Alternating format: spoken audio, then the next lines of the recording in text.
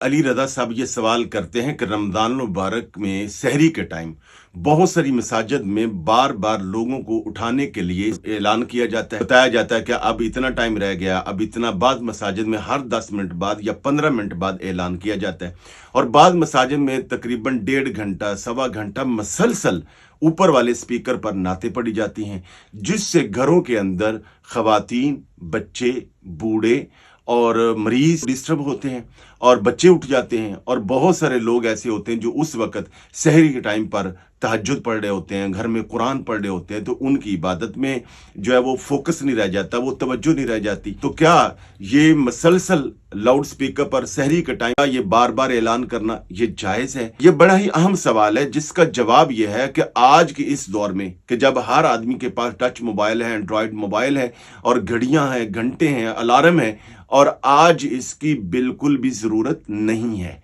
और बार-बार मसाजिद में सहरी के टाइम पर ऐलान करना, जिससे लोग डिस्टर्ब होते हैं, बच्चे उठ जाते हैं, बहुत ख़वातीन जिन्होंने रोज़ा नहीं रखना वो परेशान होती हैं और बीमार आदमी परेशान होते हैं, तो ये बिल्कुल नाजायज़ है। लिहाजा मसाजिद इंतज़ामिया और जो उलमाए कराम हैं और जहाँ पढ़े लिखे उलमा वो तो ऐसा नहीं होने देते, मगर जहाँ कहीं हो रहा है तो उन उलमा को चाहिए कि लोगों को इससे मना करें। जहाँ नाते मुस्तफ़ा की बात है, सुबहान अल्लाह, नाते मुस्तफ़ा जो है उससे हमारे ईमान को जला मिलती है। उसमें भी हमारे उलमा ने कहा है कि वो मस्जिद के अंदर वाले जो स्पीकर हैं उस पे आप नात पढ़ें, कुरान मजीद पढ़ें, जो आपने हाज़रीन को सुनाना है वो सुनाएं।